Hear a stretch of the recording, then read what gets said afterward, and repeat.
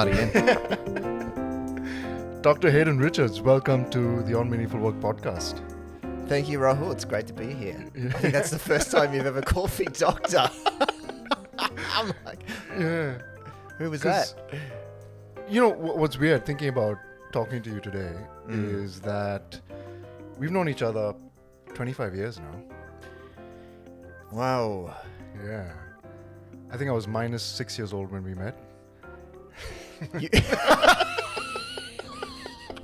You've aged well. Yeah, I know. Thank you. You're looking great for 19. Yeah. But it's, yeah, and I think it's fair to say that we've been quite good friends over the course of 25 years. Quite good. You know, all right. Yeah. You're definitely in my top three, for sure.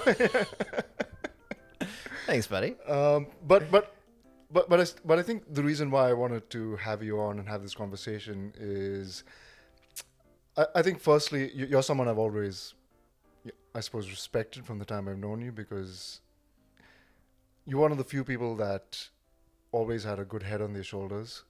And I think now what I've really come to respect is this new direction that you've taken, because you have an established career as a doctor, but I suppose you've been bitten by an entrepreneurial bug, and I suppose, yeah, that's what I want to explore. Yeah, great. I'd love to talk about it. Yeah. So maybe let's start at the top. Like, where are you from? Where am I from? Yeah. Well, I was born in Wellington, New Zealand. Yeah. There you go. And I spent the first year of my life in a little spot called Lower Hutt, which is just down the road from Wellington. It's actually where my brother has moved back to now. So yeah. Shout out to Justin. Hey, bro. Yeah. So little Lower Hutt, and I was there for about probably less than a year of my life, and then we moved to Australia, myself and my parents. Yeah. Did you leave Justin behind? Or? No. Although, in retrospect, if we'd been faced with that decision, it probably would have been a good one.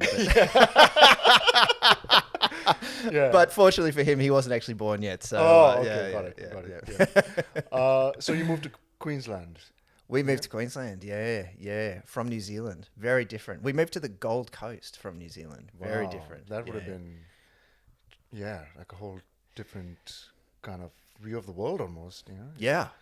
I remember it distinctly. No, I don't. I was only 10 months old. But no. The honest fact is that, like, in a sense, we moved, and we moved a little piece of New Zealand with us, because our little nuclear family, you know, I think, now again, an exception for my brother here, but we're essentially a family of introverts. My brother is definitely not an introvert, but like we were, we weren't hugely social. You know, mum and dad had a small group of friends. We'd hung out with them a little bit, but we spent a lot of time just with ourselves, like just the family. And, you know, Justin was born 18 months after me. He was born in Queensland. And we grew up very much spending most of our time just with each other, our small family of four people.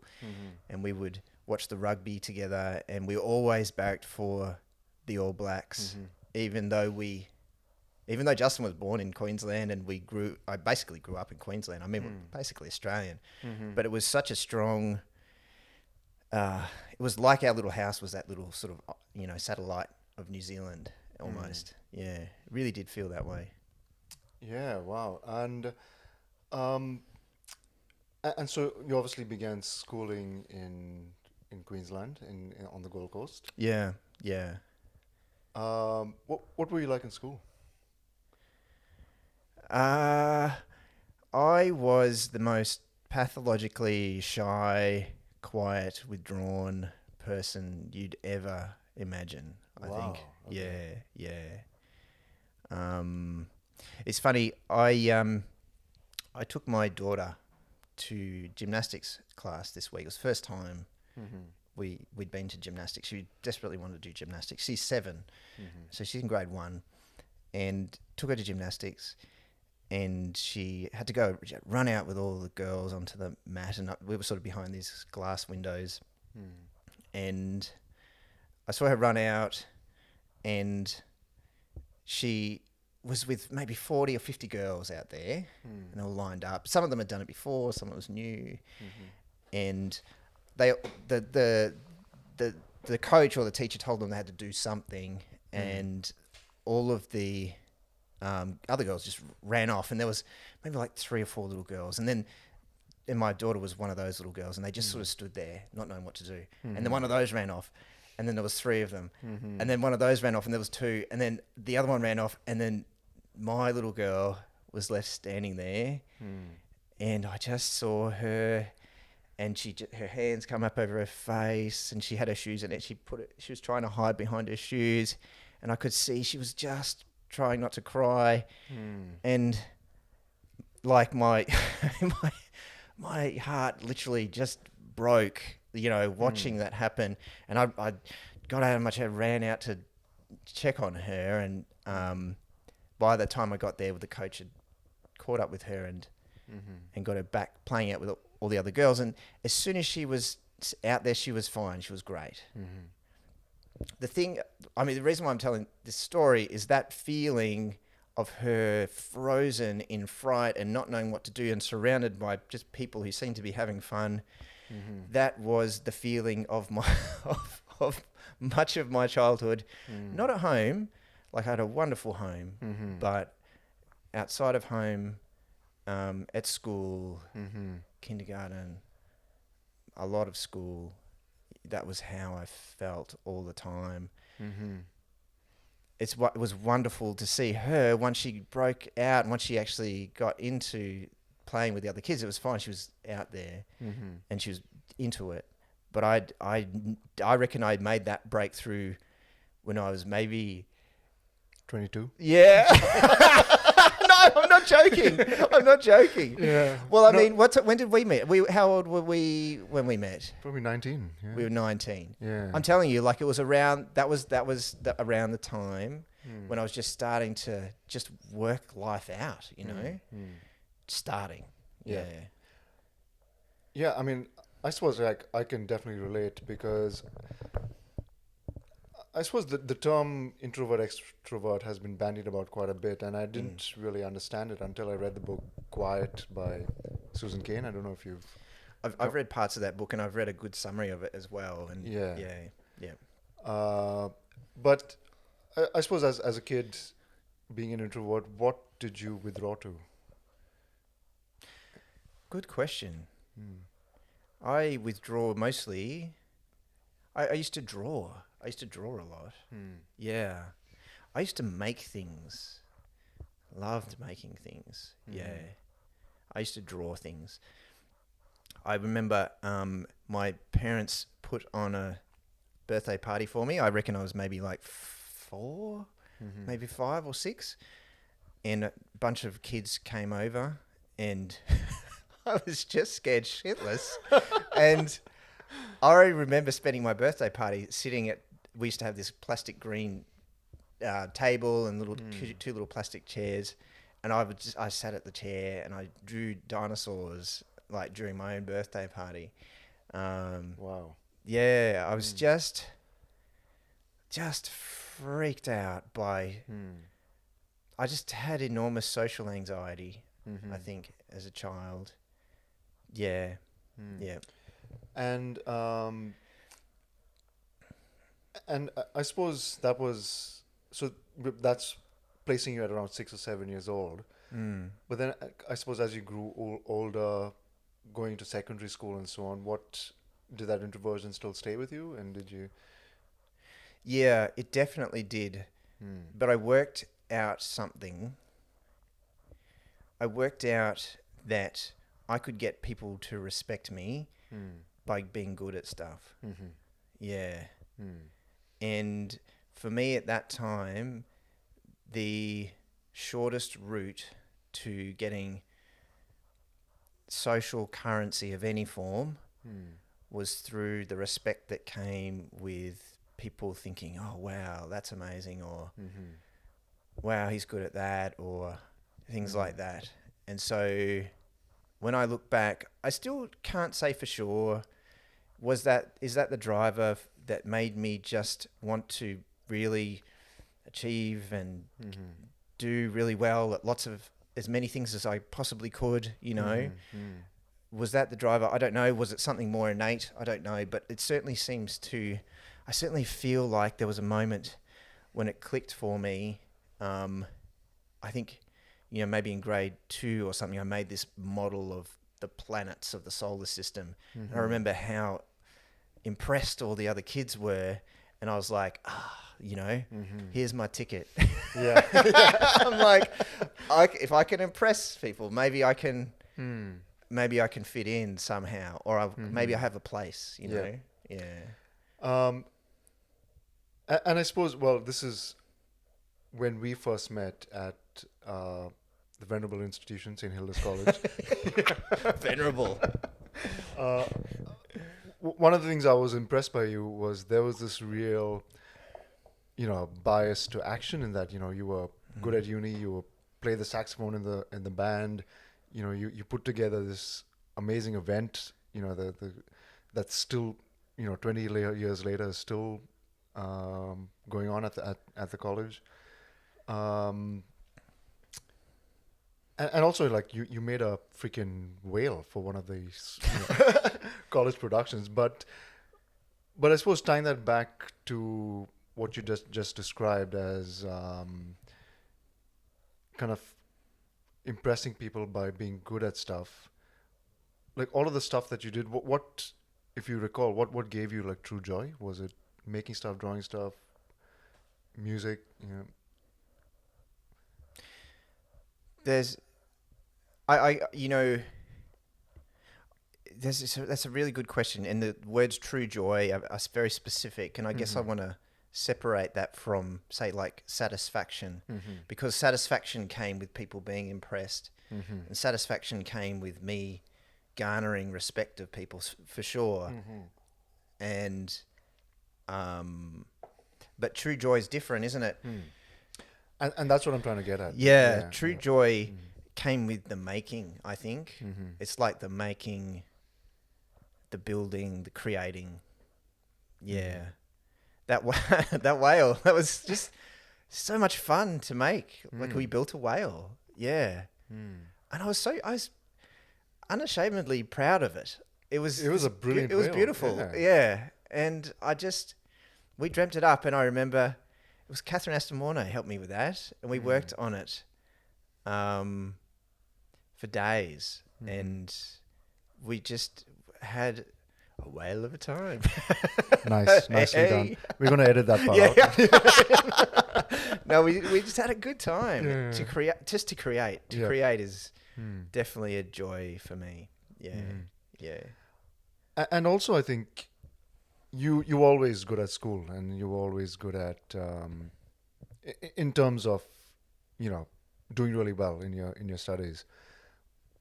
Did that come innately, or was there pressure from your parents to do well, or was it? I don't think I'm naturally good at anything, really. I think I'm maybe lucky to have a lot of curiosity and a real drive to learn. And like I was saying before, like my parents definitely never. We didn't have a pressurized household, not at all. It wasn't like that.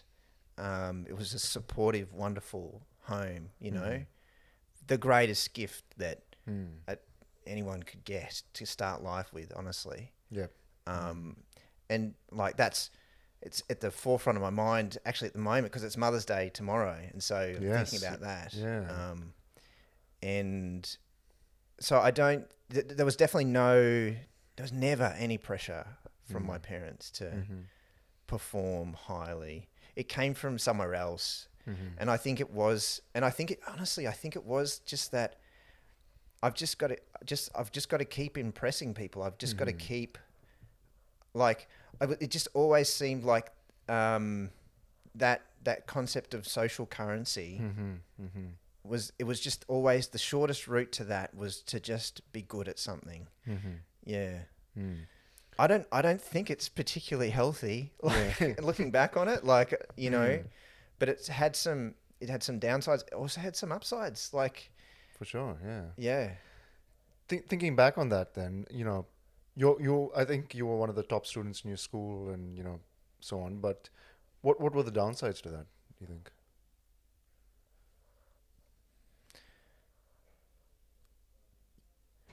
Well, I derived my sense of value from my level of achievement Mm-hmm. and made me extremely vulnerable to um, a massive downer if I didn't get where I wanted, Mm-hmm. if I wasn't the best. Mm-hmm. Like it's, I just, and it's, to me, just being that competitive, when I look at it now, it's kind of ugly, you know, like it's, I'm not proud of it. Like, Mm-hmm. yeah. And yet I knew it was my best shot at coping with the world at that time. Mm-hmm. Yeah. Mm. That the world outside of my very wonderful home, you know, just that world of chaos that was beyond the front door. Yeah. Yeah. Were there subjects at school that, to ask again, that brought you joy, that kind of made you want to do well in? And Art yeah. and writing. Mm-hmm. Art and writing. And there was something about advanced mathematics that was cool. Like, it wasn't the same as creating, but it was like, my God, like there's this crazy mathematics that can be done. That's like, and it's also nice how things fit together so cleanly in maths. Like, I can't do maths to save my life now, but when I was at school, I went through, like, I just, you know, advanced maths was the hardest class. So obviously little Hayden had to do it, you know? So that's what I did. And I had this wonderful maths teacher, this lady. She was just so enthusiastic about maths. Just loved maths. And it was this, and it was like more serious maths, like imaginary numbers, and you know, I mean, I can't even remember all the concepts, all the names of them now, but like all that sort of stuff that like was just like, what? This is still maths, and it's like almost on the verge of like kind of something that's not even real, you know? Yeah.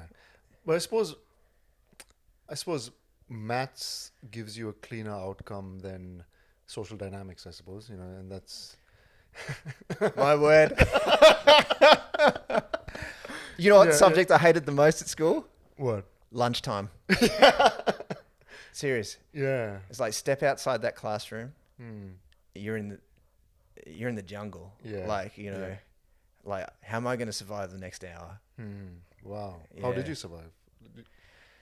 I don't know. Like, I think I was very lucky. I was so lucky.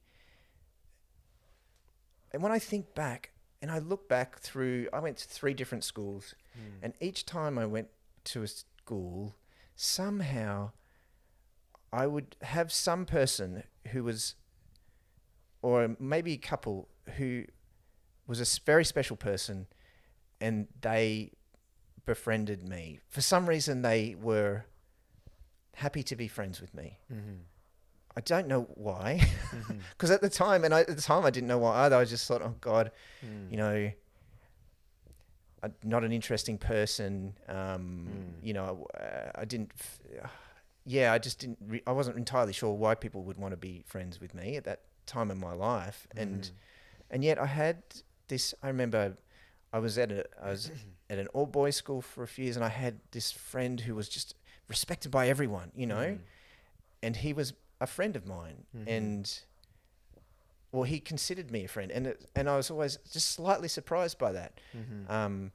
And then when I moved to this other school where I finished my schooling, again, I remember a watershed moment, not many days or weeks after I'd started that school, when the kid who was the most popular kid in the whole school, he seemed to give this signal to everyone else to say, he's okay, you know, we're going to look after him, you know, and it was, I like, yeah, I don't know why. Yeah. Were you bullied at school? Yeah. Yeah, I was. Yeah, I mean, in a particular, there was a window where I was, where there was a group of kids who I was, you know, truly fearful of running into at any moment. Like literally worried that they might be behind the next corner if I walk past this point in the corridor, and what they'll say to me and how they make me feel. And I don't think I was ever beaten up. Yeah, I don't think I was physically bullied, but like... Yeah. But it's the other type that I suppose lasts longer in a way, or... It leaves a deeper mark probably in some ways, yeah, yeah.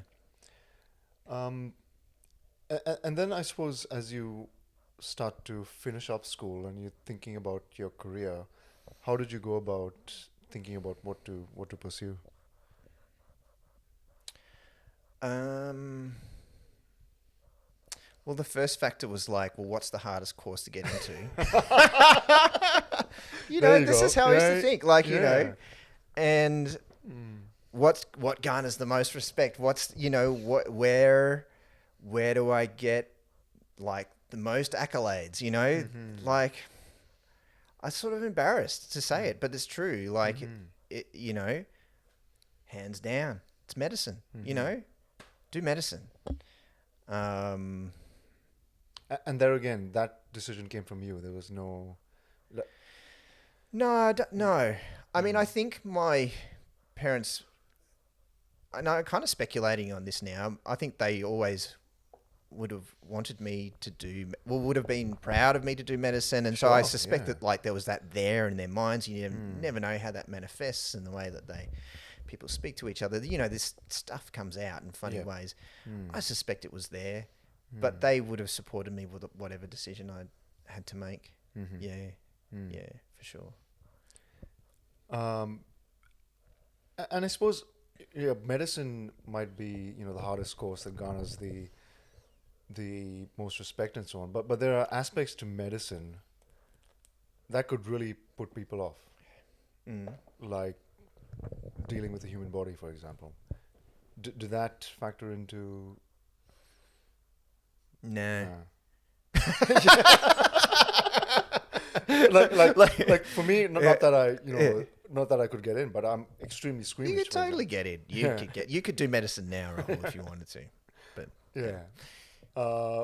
But I am squeamish, and so that's psychiatrist. Yeah, maybe. Yeah. Maybe this is a form of psychiatry for myself. Yeah. This podcast. So you had no issues with that? No, weirdly no. I never. I guess it just didn't have an issue, and so it doesn't even come into my head as a thing. I mean, there are parts of medical training that are confronting. You know, one of the ways you learn anatomy is through dissecting cadavers, and so you're exposed to bodies at a fairly early time. You know, like you think about it, it's like, gosh, you know, what better way to traumatize a group of 18, 19-year-old people, put them in a room with dead bodies and make them, you know, and but it was such a, because there's that I don't know, there's that layer of separation from you're learning. This is a blood vessel. This is a muscle. This is a heart. This is, you know, this is the liver. You know, it's I definitely remember thinking to myself and having thoughts around, this was a person, like, you know, this was a person who had family, you know, and having thoughts around that. But I guess I just had to kind of shift that out of the way, because you probably can't really I mean, it's so important. You respect, you know, respect what you're doing at that time. But it is hard. I mean, I'm not a surgeon. I can only imagine with surgeons, like, to be confident enough to do that, you do have to have that degree of separation. Yeah. As well. Yeah. Not just when you're learning on a cadaver. Yeah. Yeah. And so then to do medicine, you decide to move to Melbourne? Yes. Yeah. I suppose in a way away from your safe harbor, which was Yes. home. Yes. What was that like for you? Well, that's when you saved me, Rahul. That's when we met. Wow. Okay. Yeah. Were you there when I first started? Were you there at the start of that first year? So I came in mid-year. You came mid-year of the first year. of the first year. Okay. Yeah. So like you came in, that must have been hard, because you came in after there were some ties established. And also, I think I had just come from India at the time, so St. Hilda's College, which was, I think, 99.9% country students from country Victoria, and farmers. Yeah, that's right. it was like being on Mars, which I think I look back on that time with just amazement and gratitude, and you know, it was truly, for me, it was, you know, a great couple of years. Yeah. You know. You made a splash. You made a splash to begin with. It was like, oh, you know, who's this Rahul guy? Oh, then you get up on stage and what'd you do? Hound Dog? Was it? It was a couple of Elvis songs. Yeah. And then that was all that was needed. But anyway, back to you. And I think, so also, I suppose leaving your safe harbor and coming to a place like St. Hilda's College, where different city, you know, everyone was a stranger. Yeah. What was going through your mind then? Oh, what was going through my mind? Yeah, it was the same thing. Like, I think I'd start, you know, for some time I'd started, you know, the fact is, lunchtime at school was my graded exposure to socialization. Now that's not entirely true, because, like, for example, when we're growing up, all through our childhood and our adolescence, we had close family friends and other kids that we would play with, and we were close friends, you know, between families, and that was cool. Like, I didn't have a problem with that. It was odd that it was quite situational, this anxiety that I had. But, you know, for some reason, I just forced myself to just get out there and try and do something, be social, and I guess gradually I just managed to pick up a few little skills, or I don't know what you would call them. I didn't think of them that way. I just managed to get used to it a bit. People maybe just got used to me being weird. I don't know. But I had started to just break out of my shell a little bit at that stage, I think. Yeah. And the other thing that was odd is that I enjoyed public speaking. Like, I enjoyed performing in front of people. And this is a weird thing. Yeah. You know, I can't talk to a group of 5 people, but I can talk to a group of 200 people, you know? And it was such an odd juxtaposition. And so I knew I could talk, you know, I knew I could talk. I just this situational thing would make me freeze, and every time, you know. And I think also it's it could be a common thing with introverts where it's like no one's either, it's not a black or white, binary situation. Like everyone's on a spectrum, I suppose, and maybe you're an introvert with this a little bit of extroversion in you. Mm. Um, Mm. and also, I suppose it's where does your energy come from? Mm. Like for me at times it's just being by myself reading or Mm. watching something, but also like I do love running events and Mm. talking to people and Mm. doing this. Yeah. Yeah. Yeah. Yeah. Yeah. Yeah. I love meaningful conversations, Mhm. true engagements, Mhm. The things I've always found hard, and to be honest, still find hard, is more kind of superficial Mhm. things, interactions. Yeah. Still find that difficult. I'm better than it used to be, but Mm. yeah. So where were we? What were we talking about? I've forgotten. So we were talking about, I think initially your time at college, but I suppose juxtaposed with that, you were also at university and Yeah. studying medicine, Yeah, that's right. like the toughest course to get into, crazy workloads. Yeah. Um, and maybe I'm projecting here, but for me, for me to do my best work, I have to be passionate about what I'm doing. Mm. Like I can't do something because it's extraneously imposed on me, even for social gratification or whatever. And I think that's why, my university record is kind of ups and downs. Like the subjects I was really into, I did really well. Yep.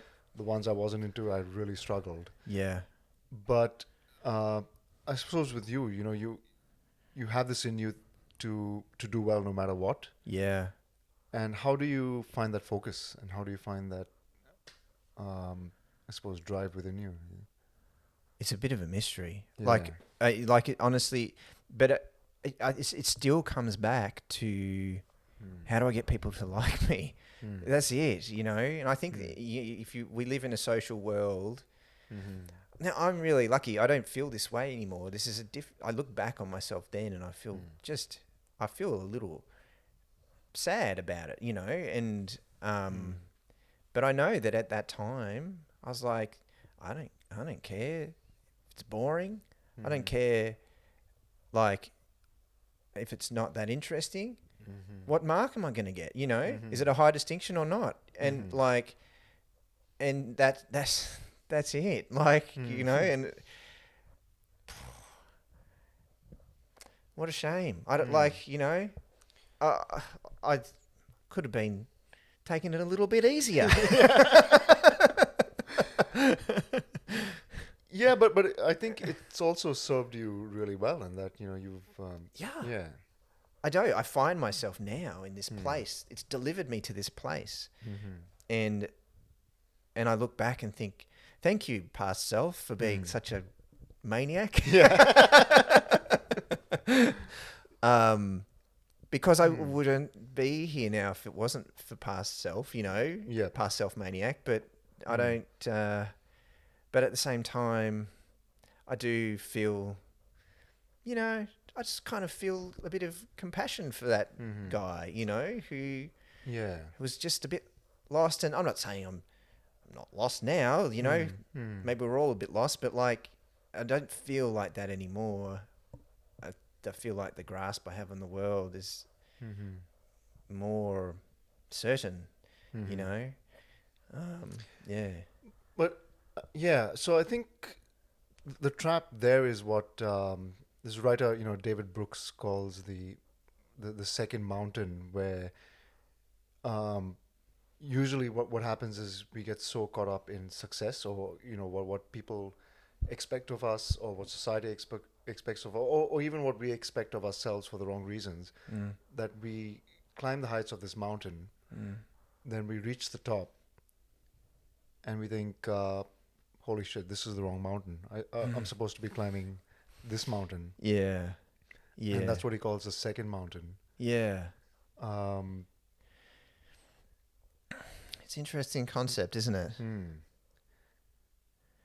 and I suppose that's the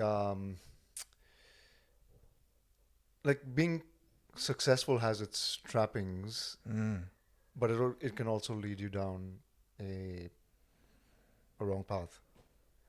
In a way, yeah. Yeah. In a way, it definitely can. But also, you're always where you are with the next decision in front of you. Yeah. You know? And I guess where you are is the result of all your past decisions. But the next decision is a new one. And I just... I think there's... I think the trap... maybe there's a bit of a trap in thinking about the second mountain as well. Like, why would it be any different to the first one? You know? And is any mountain... why any mountain, you know? And I think the second mountain is more about and I'm not saying you're on any mountain, you know, this is just I'm not on a mountain. this is just I suppose it like a reflection I've had on my own career, you know, like I did things for the wrong reasons, and but the second mountain is more about contribution. Okay. Yeah. Yeah, I that see. this is what I'm truly good at, and this is how I can contribute to someone else. Yeah. Rather than I see. this is what's going to get me to a few $100,000 a year. I see. Yeah. Okay. Yeah. Thanks. That's a good, nice clarification. Yeah. That is congruent with a bit more. Well, it's definitely congruent with how I think. Yeah. Yeah. And but the thing about, I suppose, medicine is that now, you know, you're a doctor, you work in emergency, and there's almost a direct view of the impact you're having. You know, you almost. Sometimes. Or maybe this is my imaginings of what an emergency doctor is, but you save lives, and you know, you see the. Yeah, I mean, I used to have when I was a junior doctor, one of my seniors was a German doctor. He was hilarious, and you know, every time someone would ask him what he was up to today, he'd be like, "Saving lives." Wow. Just saving lives.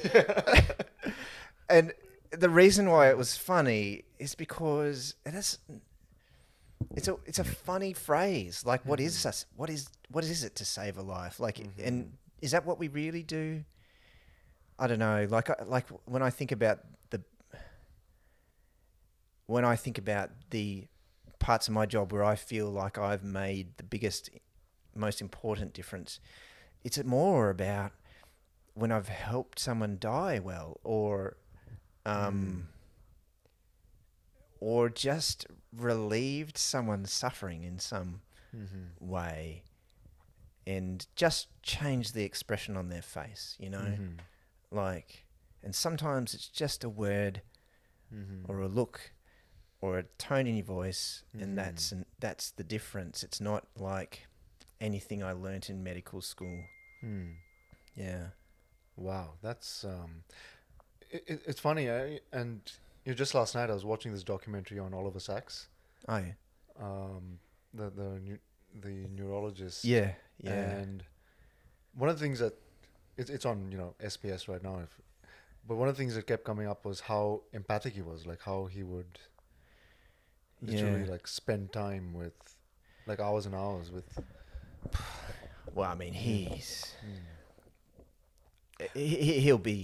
historically one of the great people. yeah. You know, he's like, and the books he's written are just true contributions to culture and history and medicine. Yeah. He's one of a kind. Yeah. But the reason I bring that up is more that, reflection on what you said, just about, rather than, I suppose, being a doctor is more about being an empath in some ways. Just, yeah.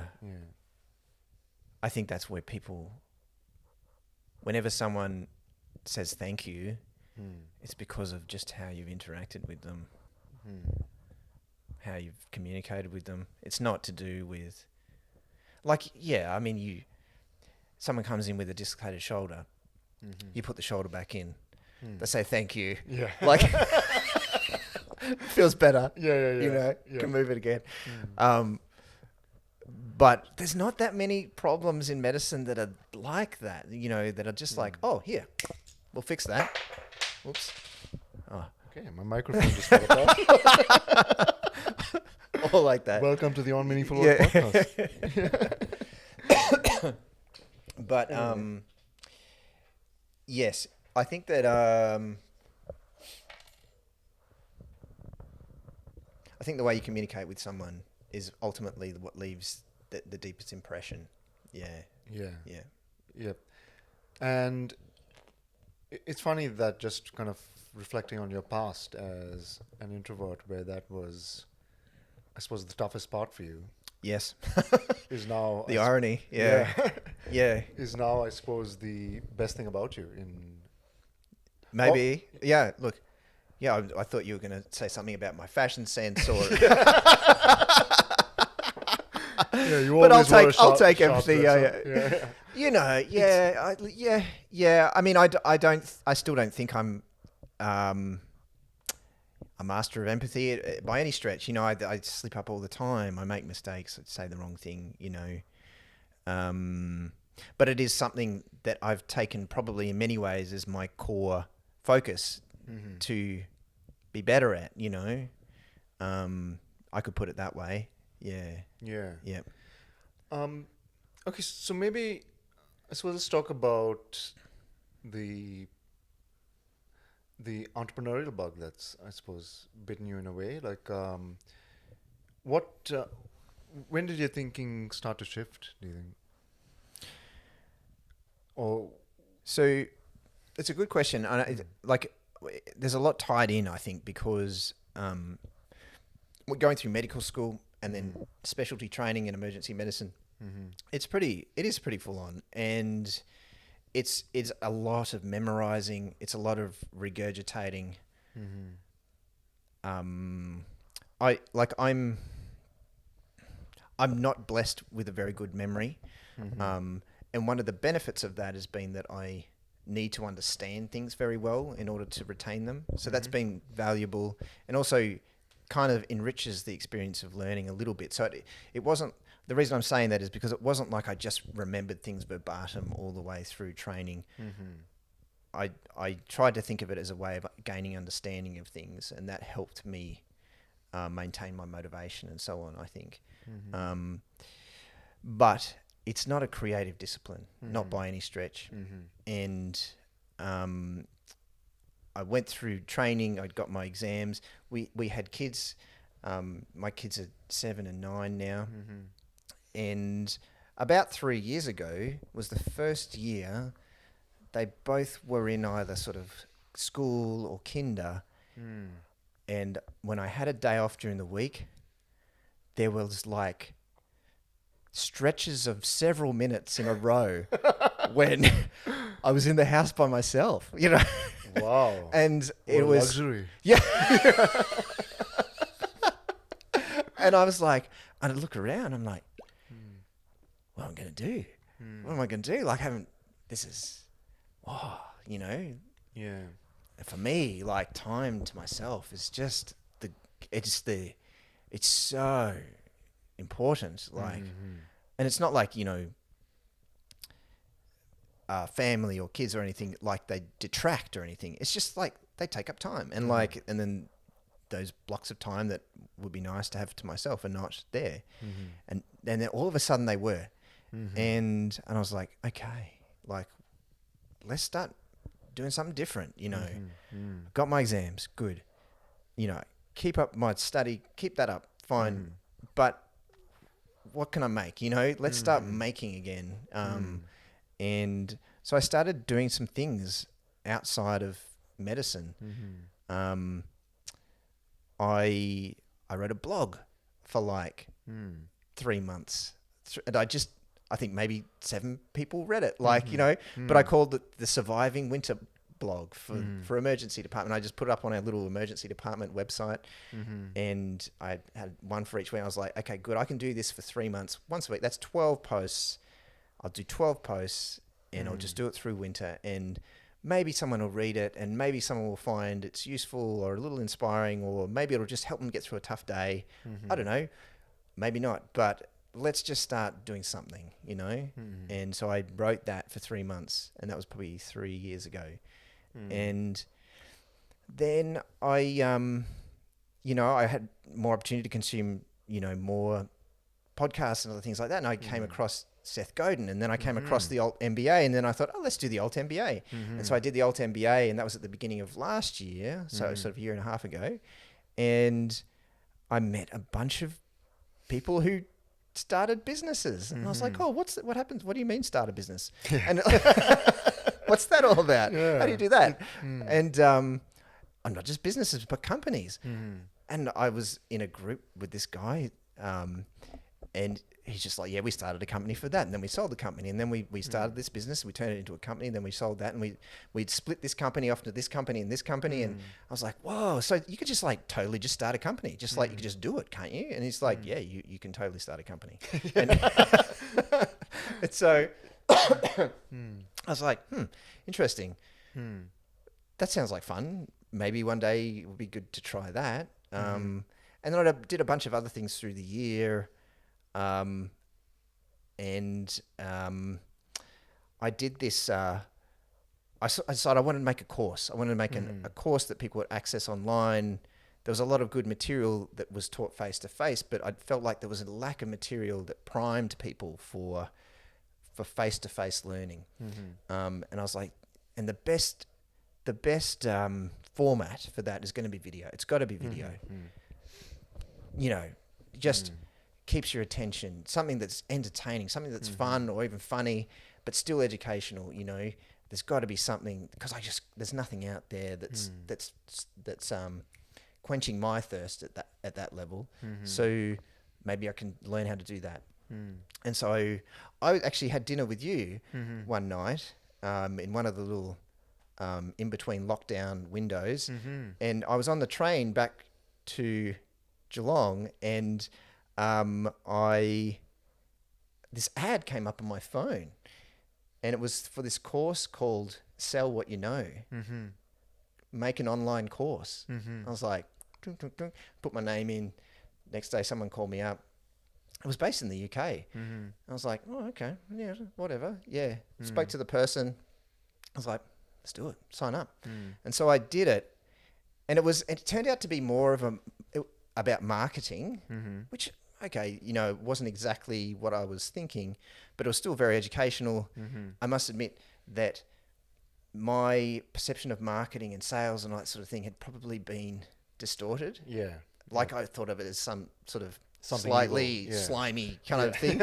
Actually, it's fine, you know, people do it all the time. It's actually a really important discipline. But I did learn how to make videos. And the way I learned that is that they made us make one video every day for 90 days in a row. This 90-day video journal. And my first video was horrendous. And so was the second and third and the fourth and fifth. The 30th was terrible. The 40th was terrible. The 50th, 60th. And I think I got to about 87. And they were all terrible videos. And then something clicked, and I started appearing a little more natural when I spoke to the camera. And then I looked at it and I was like, oh, that's not as bad. It's not as bad. And then 88 was a bit better, and I got to 90 and I was like, it's not as bad as it was before. I'll try a bit more. I do a bit, you know, play a bit with editing. Mm. And then I started making some videos specifically for a group that I was sort of training up in communication skills for emergency medicine. And they seemed to find it helpful. And then, you know, it seemed to then get a bit more broader appeal. And then it was picked up by, you know, a free online medical education website called Life in the Fast Lane, and they started putting it on their webpage as a kind of vlog or, you know, weekly thing.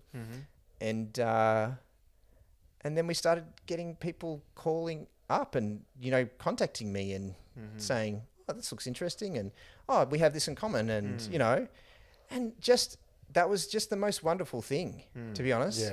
Yeah. Just the most wonderful thing.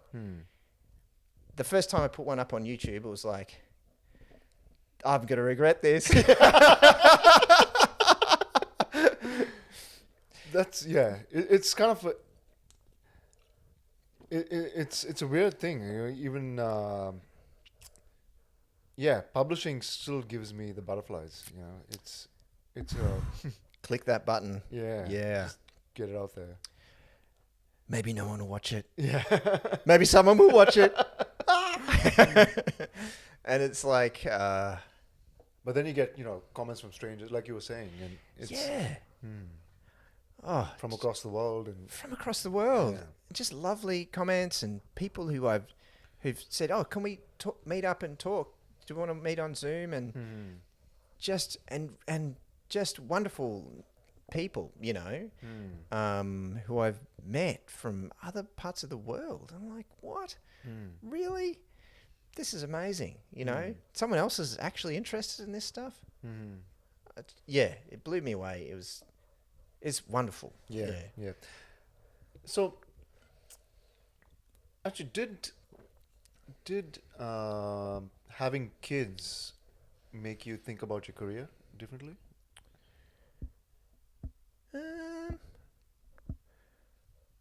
I feel like at that time I prioritized my kids, like, and with my wife, who's, you know, a GP, we worked out how we were going to work out life around the kids. And I didn't, you know, when they were between the ages of 0 and 6 or 7, there wasn't a lot of, it was kind of a pause in life. Life was on hold for a bit. Still went to work and, you know, did what I had to do. Things happening, but no big leaps forward in terms of growth or career progression. From my sense, I maybe want to take that back a little bit, because the growth happened as a result of the kids, and it was in a different domain, you know. But it wasn't. But it wasn't career oriented growth. Yeah. I suppose with the question I'm trying to get at is that now you have kids, and now that they look up to you, do you want them to see you in a different light, or does that matter?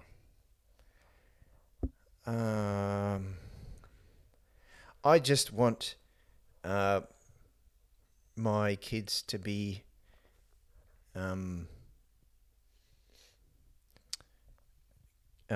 kind and have integrity, and that's the lens I look at it through. And I don't really think much about like how they see me. It's more, does this make them a better person or not? Yeah. Okay. Yeah. And so coming maybe full circle now to, like, what you do now is called the Comms Lab. Yeah. Talk a little bit about that. Like, where are you at that? Where are you with it now? Yeah. So I started making these videos. I gathered a small group of people who I thought might be interested, maybe like a couple of years ago, maybe a little less than that, emergency physicians. And we started working together to get everyone trained up to be able to deliver communication skills education. I've been doing it for a few years, and it was mainly delivering workshops around how to talk to people about end of life issues, and also just emotional de-escalation, use of empathy to connect, things like that. And so I wanted to, you can learn these skills, but to become someone who can teach those skills is kind of another, it's another level of competence that you need to get. And so I was just keen to develop a group that could do this, and then we could start training our trainees in our emergency department and whoever else, in these skills. And some people are just naturally really good at them. Many people are, and some people aren't. And also some people who are really good at them don't know what they're doing, and then they come up against difficulty when what they go to first doesn't work. And so it's always useful to have extra tools in your toolbox around these kind of different skills. So that was the idea. That's the idea behind it. We were developing this group, and then I was showing them the videos, and they seemed to be finding them useful. The videos were getting a bit more broader attention, and then we got...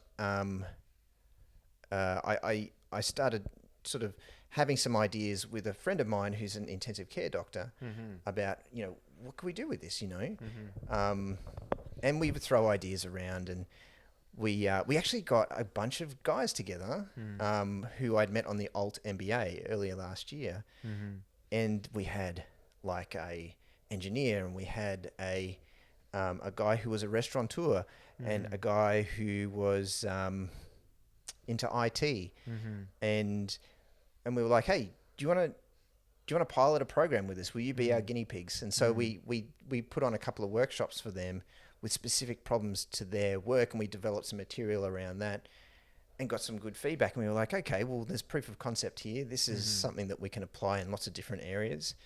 So what do we want to do with that? And then we all got very busy. The Delta wave happened.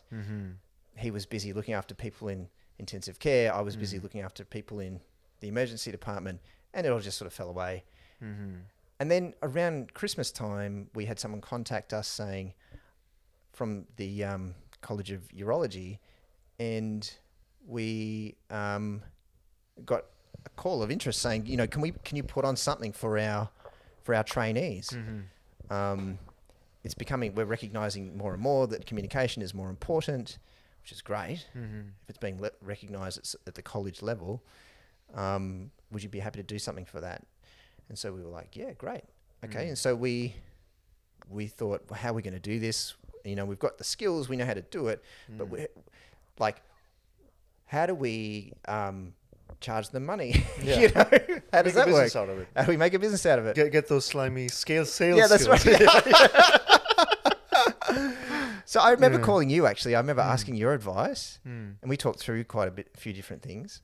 And then we talked to the other chap's accountants, and he said, oh yeah, well, probably the best way is just start a company. And I had flashback to that other guy in the Alt MBA. He was like, yeah, we just start a company. And I was like, well, let's just start a company. So so that's what we did, and put on this workshop. Went well, and and we got paid for our work, and that's a good feeling. Yeah, that was cool. Like, it's not like no one's getting rich. It's like we received money, we employed people to help deliver this workshop, and then we were able to distribute the money to the people who worked, and it all worked, and it was cool, and we created something from nothing, and it was received well and seemed to fill a gap that needed filling. So I was like, oh, well, that seems to have worked out okay. And then we're just getting bits and pieces, people coming and asking for this or that, and just we have, like, honestly, the biggest thing for us right now is like, how do we not get overwhelmed? You know, what do we want to do? We still want to be doctors, you know, so we want to, like, we like our jobs. Like, for all of the stuff I've already said about just working my ass off because, like, it was the only thing I knew how to do. Yeah. Actually, I actually really like being a doctor. As it turns out, it's a great job.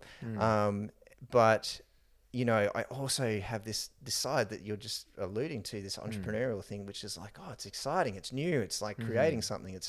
That's that side that was asleep for so long that I want to sort of keep going. Yeah, so we're just trying to work out the balance there and how that's going to look. I think also to bring this full circle, it's like this podcast is about meaningful work, and you know, the more I talk to people, like, one of the commonalities, it's how they go back to their childhood, you know, and what brings them joy when they were kids, or it's kind of in a way that they're solving a problem for themselves back when they were kids. Yeah. Wow. And which is what you're doing, like, you're creating, which really brought you joy, and you're helping people be more. Sure, you don't want to be a psychiatrist? I've got the beard. I just need a pipe, I think. But, you know, you are helping people have better conversations, or be better, or more empathetic conversations, and that is the idea. I think that's what the world needs, you know. I think we should be able to talk about ideas, you know, without getting down each other's throats. And also, I think it's a funny time we're living in that, and I've written about this, and it's kind of reflecting of what I think Naval Ravikant calls, we're living in the age of leverage. In that, you know, you could run your course for 20 people in a room, but then you put your thing on YouTube or one of these platforms, and then the sky's the limit. Yeah. It's true. I love Naval Ravikant. I love that essay you wrote with him about him as well. Yeah. He's just such a clean thinker. Yep. It's amazing how well he just distills things down. And it's true. We're in the age of leverage. And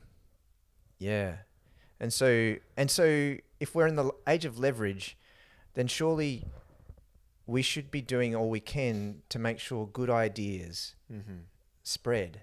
It's the good ideas that are leveraged. Yep. And because the definition of what a good idea is so subjective, then maybe the best idea is learning how to talk about ideas, you know, with an open mind, you know. Yeah. To have real important, serious conversations without hurting each other's feelings. Yes. You know? Yeah. And also, I think, like you said, you know, like, it took you 90 videos to see some improvement. And I think to really make use of this age of leverage is you have to enjoy the process. Yeah. Because if you don't enjoy the process, if you're doing it for some extraneous reason, or you're doing it for something that's not coming from you, coming from what you value and what you're good at, Yeah. you know, you would get bored or burn out or one of those things, you know. Yeah. I agree. Yes. I like, it's slightly embarrassing to admit this, but I actually crack myself up watching my own videos sometimes. I watch it, I think, oh, that's quite funny, you know? And, you know, you involve your kids, you involve your dog. You know? Yeah, it's fun. It's Yeah. fun. Yeah. It's so much fun. It's like I didn't have a lot of fun in my life, you know, for many years. It wasn't, I always thought, I'll be good at stuff, fun's for other people, like, you know? And now I feel like it's important to have fun. Yeah. You know? And you know, like, take Seth Godin, like, he has one of the most popular blogs in the world, but he's writing every day for the last almost 20 years. You know? Yeah. Yeah. So Um, and also maybe to, how are we going on time? Let me just check the, wow, been an hour already. Um, how do you think about work now? Like what does work mean to you?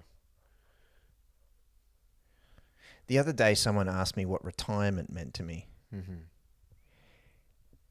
And I said, retirement is when you get to spend your time how you want to spend your time. Mm-hmm. And if I think about my life now, like, I guess I wish there was 8 or 9 days in a week rather than just 7. Mm.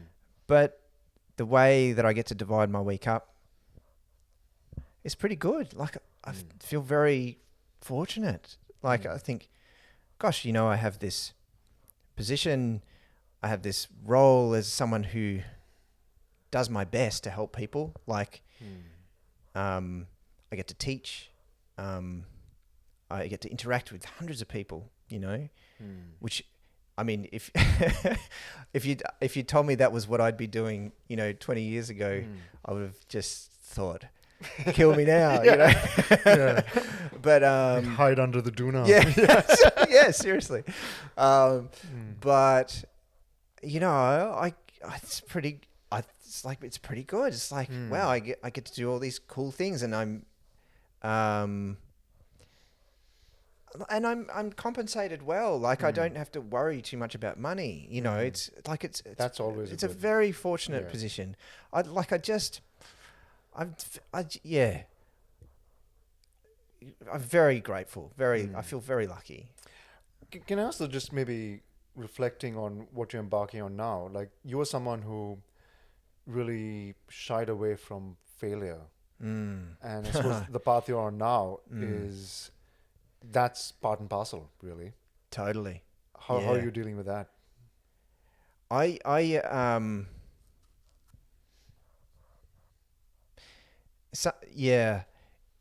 It's a good question. I have a different relationship with failure now, and I'm trying to work out when that happened and how it happened. And I'm struggling to think of that. I think it probably has something to do with all the meditation I've done over the years. Like, I wonder if it's something to do with that. But in any case, I mean, for example, I made that video about Jocko Willink. Yes. Great video. Few weeks back. So thank you. That's really kind of you to say. Except that wasn't the opinion that I got back from a lot of people. Really? A lot of people. Yeah. And that's why and a lot of people were like, they considered it to be a real bad decision. And do you mind if we talk about that? Sure. So the reason I love that video was because, and we'll link to it, but it was because you were positively bouncing out of your seat because that content would, Jocko Willink, just quickly, he's a Navy SEAL ex-Navy SEAL who now kind of runs a podcast, is, coaches on leadership and so on. Yes, yeah. And an amazing author. Yeah. And an amazing intellect, yes, I would say. Yeah, for sure. Like, he's kind of like a warrior philosopher almost. Yes. Very good way of characterizing him. Yeah. But anyway, so this video is about him giving a speech to a few cadets and you analyzing that speech. And what I loved about it was I could see how much joy that brought to you. Yeah. And you were positively bouncing off your seat. Yeah. With passion when you were talking about this video. Yeah. And I loved making it. Yeah. So what did people say? Like, why was it a mistake? I think it's to do with their perceptions of Jocko. Okay, I mean, oh, maybe, okay.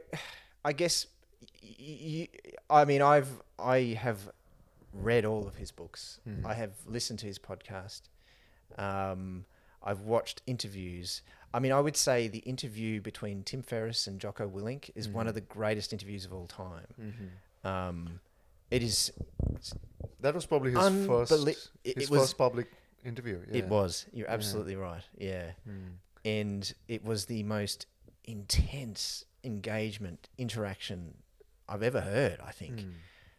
You know, just unbelievable level of focus and emotion and just his grasp of language and communication. Mm-hmm. And I think that when people saw that video who didn't know about Jocko, Mm-hmm.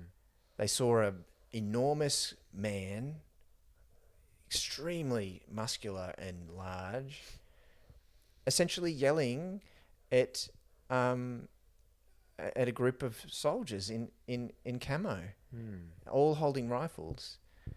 And it was interesting to read the responses, and I was incredibly grateful for the people who wrote back to me, because I specifically asked for feedback on that video, because it was something different to what I'd done, completely different. And I almost begged for feedback. I sent it out and I said, please tell me what you think, good, bad, tell me why, everything, tell me everything. And people would write. People spent time writing long passages of feedback. I'm just so grateful that people considered it worthy of their time to do that for me. But some of it was just was that they thought it was a bad idea, and and I guess it is the fact that I've never met Jocko, and there are many things about what he says that I disagree with. But that doesn't take away from the fact that there's enormous amount we can learn from this man. And I saw all that, and that's what was making me excited and keen to just draw the juice out of this piece of footage to learn from it. And I think some people were worried that I was supportive of war, for example, or being a soldier. Even though I said in the video that I personally find war abhorrent, but there was something implicit about that potentially.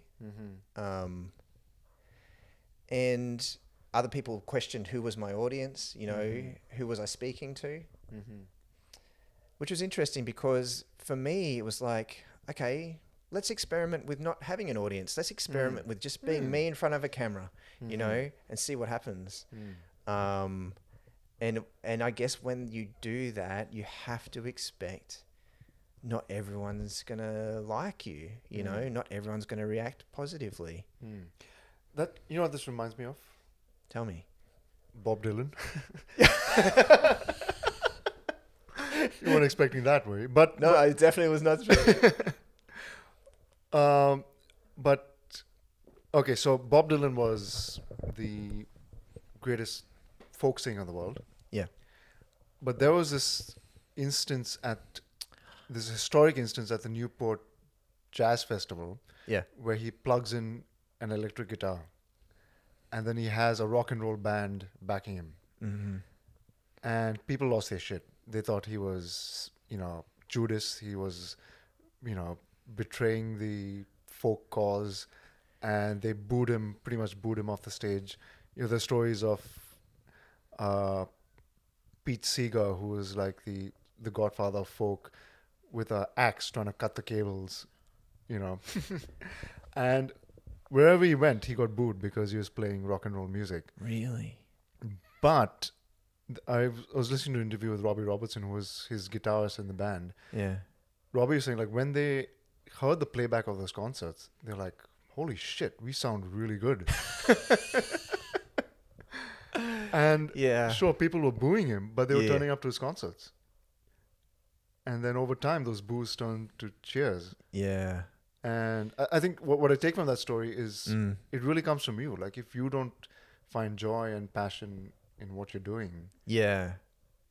And maybe, at those concerts, there were maybe 3 people who were cheering loudly amidst all those boos. Maybe. Yeah, and it's those 3 people that really counted. Yeah.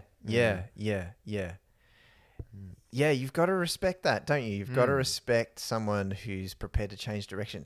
It's so funny. It's like there's that balance of like Hmm. considering your audience, and this is even in one-on-one interactions. This is even like every interaction I have with a patient. Even it's like, what does the patient need from me, and what do I need to express? You know, what are the two, these are the two sides.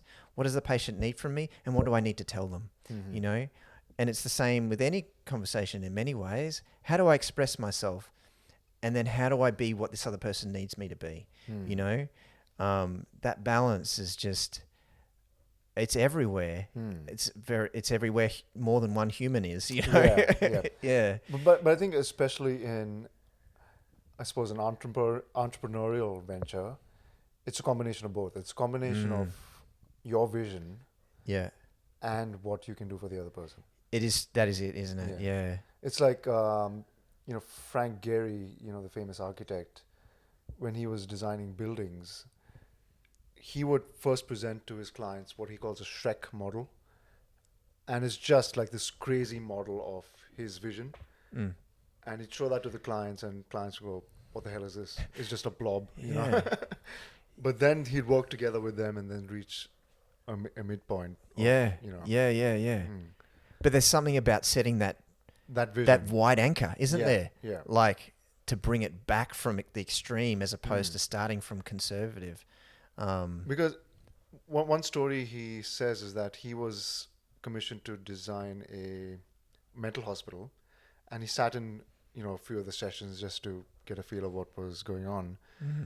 And then he asked one of the patients in one of those sessions, what would you like in a room? Like what would be the best designed room? What would that mean for you? And she started going into this really intricate detail of what the room would look like, down to the design of the wallpaper, to the door handles. And he's like, this is amazing. But then he looked around and he saw that she was describing the room they were in. So the point of that is, if people really don't know what they don't know. So the vision has to come from you. You got to break them out. Yeah. And some people don't want to be broken out. And some people are going to leave. Some people are going to get off the train, aren't they? Yeah. They're going to get off the train. They're like, you know what? Turns out I don't want to go to this destination. And I guess you have to find a way to be okay with that, don't you? I love that that principle of Naval Ravikant's, because he talks about productizing yourself. Yes. He's like, there's only one you. There's only one person in the world who can do what you do in the special combination and the permutations that you do it. And there's a market for that. Yes. Yeah. And so you find that in you and find the market. And then what is he? He has a special name for market fit or something like Product that. market fit. Product market fit. Yeah. So I don't know whether, something like that. There's some term he has for it, but it's like the point is that like there's only one you. There's only one person who can create what you can create. Or even another controversial figure, but someone we've spoken about is Scott Adams. Yes, creative, controversial, but yes, yeah. creator of Dilbert. Yeah. What he says is that we all might not be perfect at one thing, but we are mediocre at heaps of things. Yeah. So find a way to combine your mediocrities. Yes. And then create a category of you. Yeah. Yeah. Yes. Skill stacking, doesn't he call it? Skill Yeah. stacking.